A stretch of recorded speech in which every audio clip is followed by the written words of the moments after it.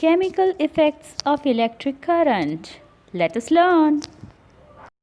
We use many devices like geysers, refrigerators, air conditioners, fans, etc. around us, which need electricity to function.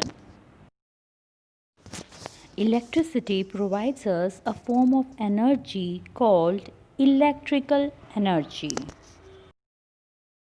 Electricity flows when there is a source of current like a dry cell or a battery and a closed path or circuit.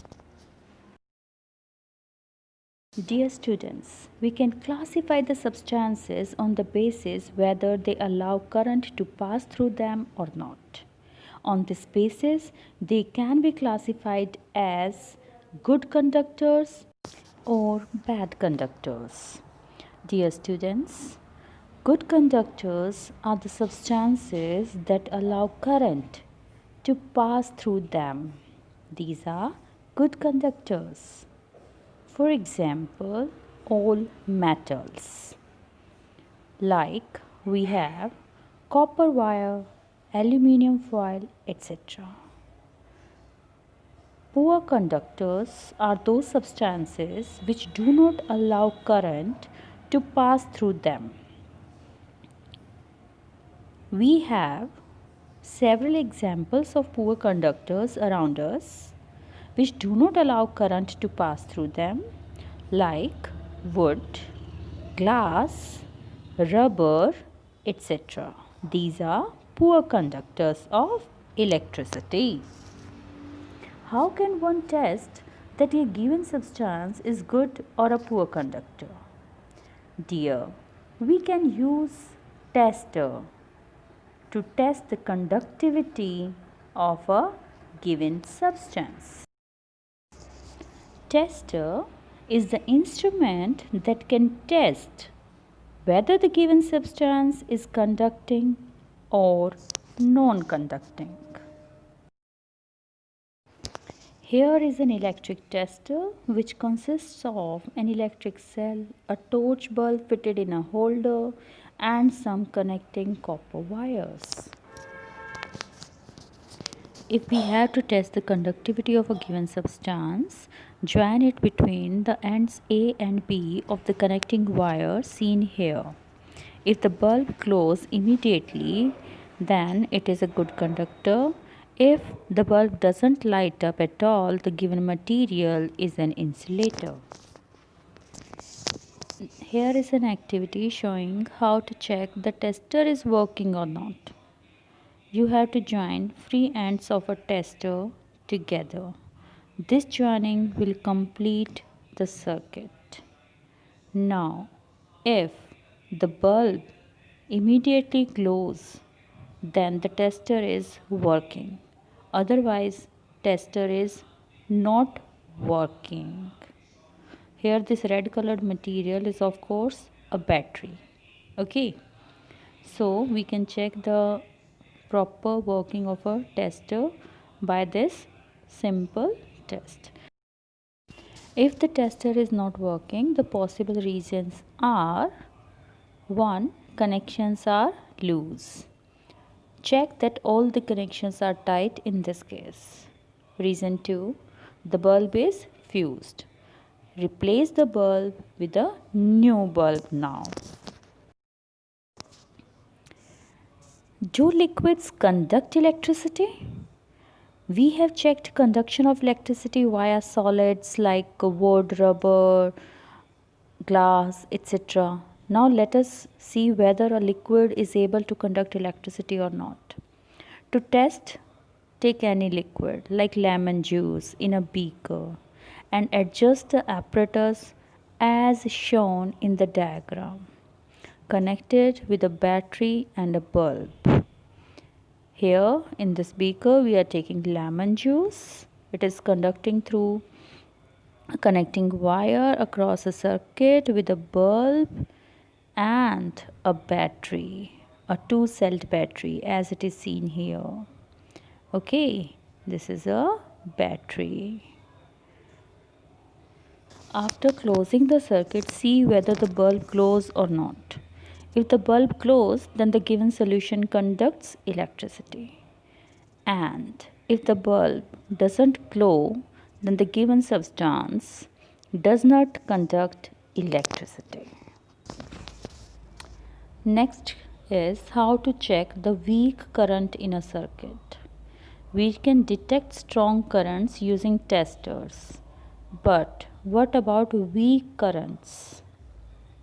For this purpose, we have no bulbs, but we can use LED, that is light emitting diode.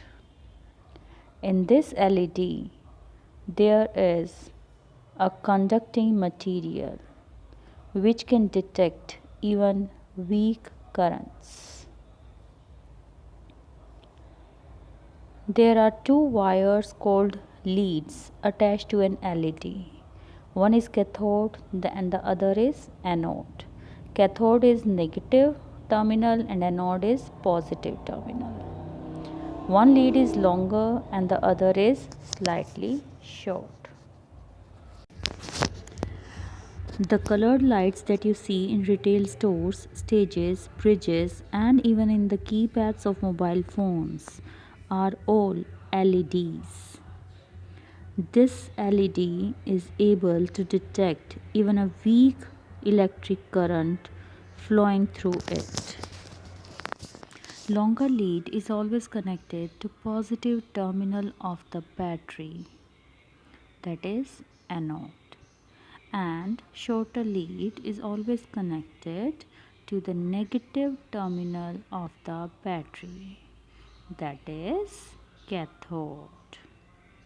So get it very clear in your mind that the longer lead is always connected to anode and shorter is always connected to cathode.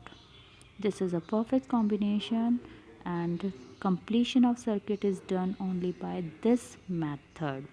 Otherwise, circuit will not be completed and you will never be able to detect weak currents flowing through the circuit.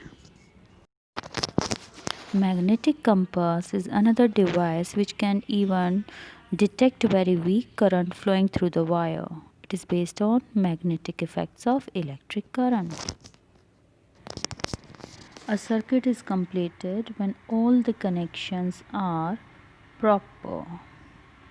This is a complete circuit in which bulb is glowing after connecting through a connecting wire with a battery. Then we can detect whether the connections are proper or not on the basis if the bulb doesn't glow, or if there is any change in this given circuit. Then we may see that there is incompletion of the circuit that can be further rectified. If the bulb is not glowing, that means it is an incomplete circuit. In this case, the connections may not be proper, or there may be a wire break, or that is a open circuit. We may call it as open circuit or broken circuit. Here you can see in the picture that the wire is broken. It is not connected to the bulb from one end, but it is connected through the battery. So it is an open circuit, an incomplete circuit. You may call it as switch off position. Okay, in this case the appliance will not work.